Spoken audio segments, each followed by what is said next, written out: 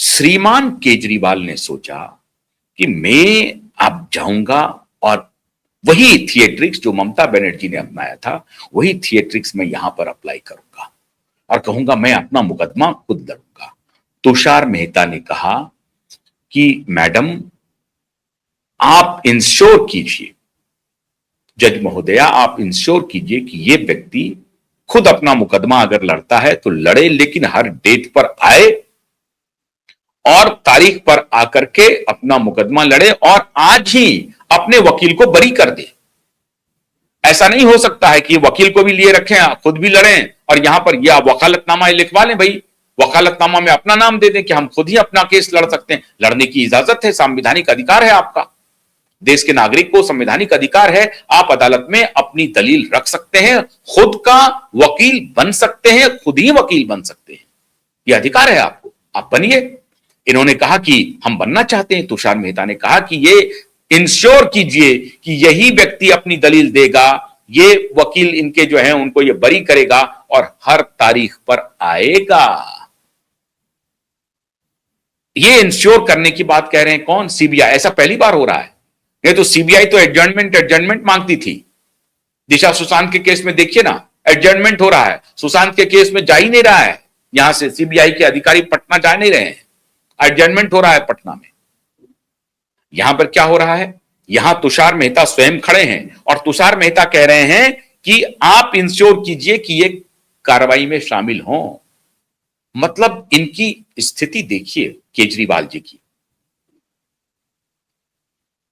एक ईमानदार जज के ऊपर ये आरोप लगा रहे हैं, आरोप के कोई आधार इनके पास नहीं है, कोई आधार नहीं है। ये इनके खिलाफ क्यों निर्णय देंगी, क्यों देंगी, इसका कोई आधार नहीं है।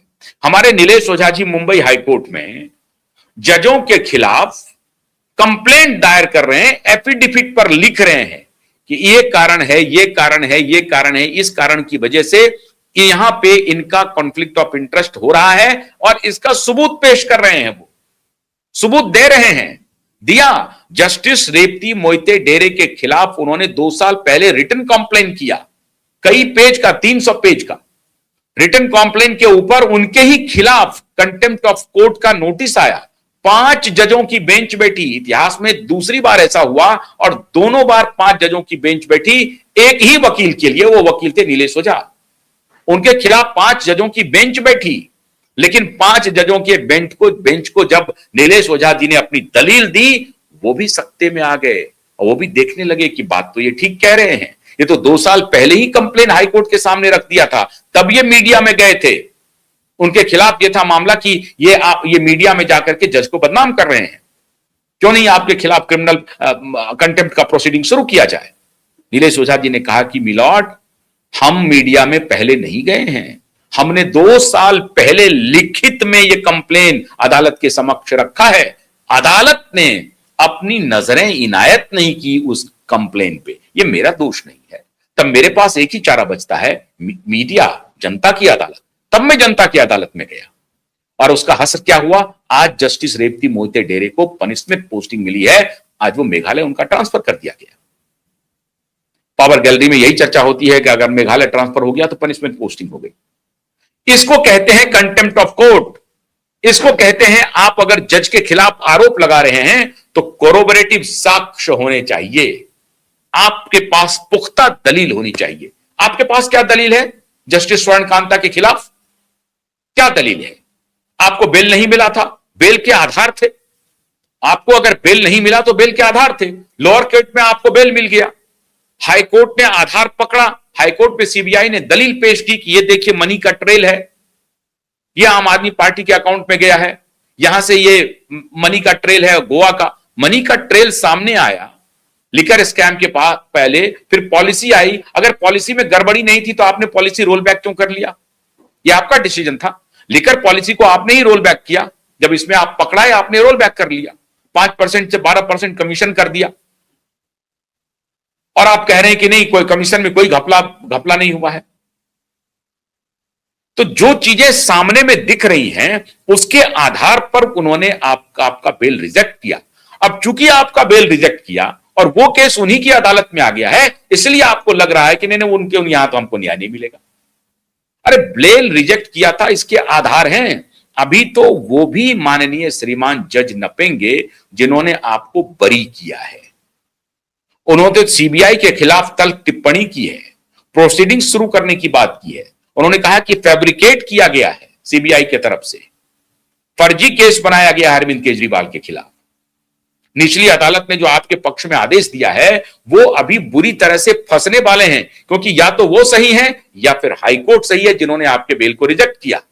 अब ये मामला प्रोसीजर का हो गया है, फैक्ट्स का हो गया है। Procedure will be based on facts. Facts क्या कह रहा है? हाई कोर्ट कह रहा है कि फैक्ट्स कहता है कि इसमें इनको बेल नहीं मिलना चाहिए। लोअर कोर्ट ने फैक्ट्स देखा कि नहीं देखा, उन्होंने कैसे एनालाइज किया केस को, उन्होंने आपको बेल दिया। फिर यहां से रिजेक्ट हुआ, आपको फिर बाद में बेल मिला। बेल मिलने के बाद आप लोअर कोर्ट में हियरिंग में गए और जो फैसला आया वो आपके पक्ष में आया। वो फैसला इतना गंभीर है कि यह सहज सवाल हो गया पब्लिक डोमेन में कि अगर अरविंद केजरीवाल का केस ट्रायल के लायक भी नहीं है। क्यों? क्योंकि अरविंद केजरीवाल के बारे में कहा जा रहा है कि अरविंद केजरीवाल का केस ट्रायल के लायक भी नहीं है, इसलिए उन्होंने आपको पूरी तरह से बरी कर दिया। आपको ही नहीं, 22-23 लोग जितने लोग थे सबको बरी कर दिया लोअर कोर्ट ने। का कोई केस ही नहीं है, फैब्रिकेट किया है सीबीआई ने। सीबीआई ऐसा काम कर रही है और सीबीआई के इन्वेस्टिगेटिव ऑफिसर के खिलाफ उन्होंने स्ट्रांग ऑब्जर्वेशन दिया है। तो अगर लोअर कोर्ट को उसमें ट्रायल के लायक भी केस नहीं दिखता है तो फिर हाई कोर्ट ने बेल कैसे रिजेक्ट किया? यह सवाल उठता है। या तो हाई कोर्ट सही है या लोअर कोर्ट सही है। अब हाई कोर्ट यही देखना चाहती है कि हमने अगर बेल रिजेक्ट किया है तो उसका आधार क्या था। एक बार फिर से आकलन करें। हो सकता है हाई कोर्ट से गलती हो गई हो। आप कहिए कि मिलॉर्ड आप देखिए इसको, लोअर कोर्ट ने हमें छोड़ा है और आपने जो आधार आपने जो बनाया उस आधार में फ्लॉ है, आप शायद समझ नहीं पाई, हमें मौका दीजिए, हम आपको दोबारा समझा देंगे।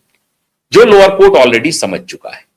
आप ये कह सकते थे, आप कह सकते थे कि मिलॉर्ड हो सकता है कि आपने अपने जो मुझे जब बेल रिजेक्ट मेरा हो रहा था तो उस वक्त आपके आधार जो थे, जो आधार बनाया उसको ठीक से हम नहीं आपके सामने रख पाए। आप अगर मुझे अनुमति दें तो मैं एक बार दोबारा आपके सामने रख सकता हूं।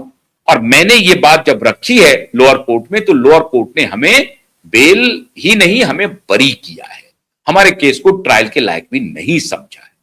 हाईकोर्ट खुशी खुशी मान लेती, हाईकोर्ट खुद को करेक्ट करती।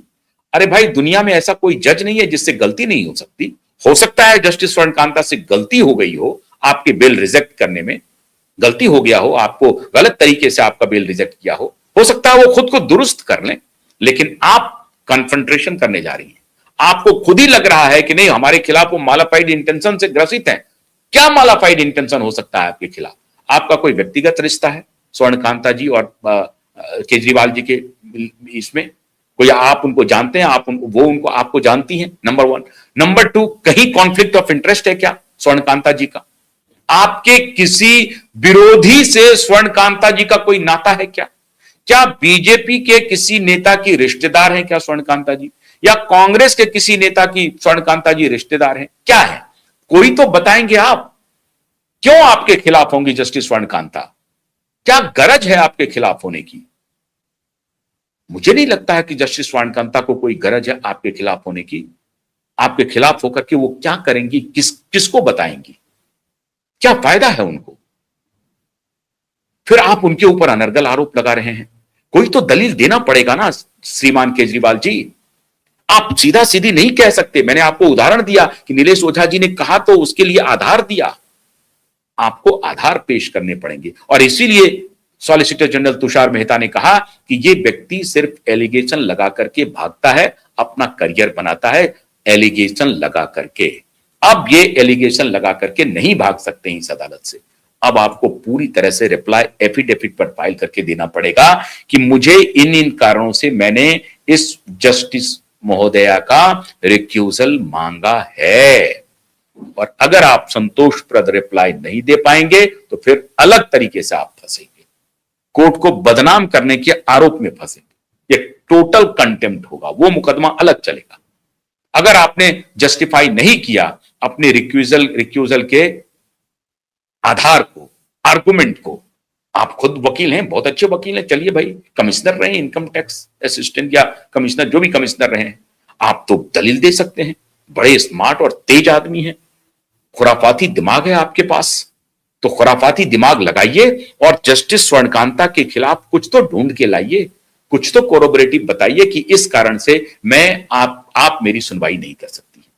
अगर ऐसा नहीं हुआ श्रीमान जस्टिस केजरीवाल, तो आप बहुत बुरी तरह से फंसेंगे और लंबा नपेंगे, लंबा नपेंगे। ये जो कल जो आपकी बेइज्जती हुई है, आपको अपमानित होना पड़ा है, ये आपके अपने आचरण का प्रतिफल है। और अगर आपका आचरण ऐसा ही रहा तो आगे भी अपमानित होते रहेंगे। जितना जल्दी होता है आप खुद को दुरुस्त कर लें। बहुत बहुत शुक्रिया। नमस्कार।